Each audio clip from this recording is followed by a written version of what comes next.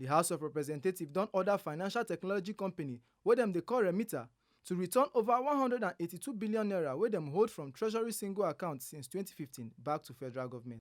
Dis na after dem do forensic audit wey show say the money wey waka comot no clear. Na Public Accounts Committee of the House give the order during one hearing wey dem do after one consulting firm submit report wey show how the money take disappear.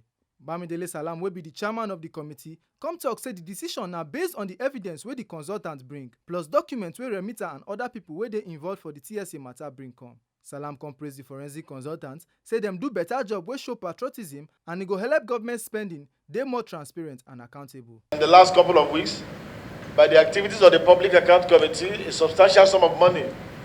Now it has run over 60 billion naira, has been recovered as outstanding payments by oil and gas companies under several heads to the federal government account.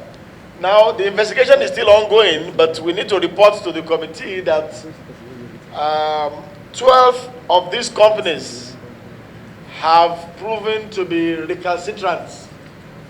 All efforts to get them to appear before the committee and defend the allegation of the Auditor General for the Federation as well as the NUPRC has proven abortive. A lot of letters, messages, notices had earlier been sent before now.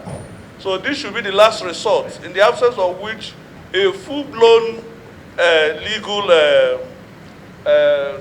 legal position should be taken on them. Make una no forget say, as we see am, na so we dey talk am. We no dey take blame. Oyifemi Onosimwa, TMC News.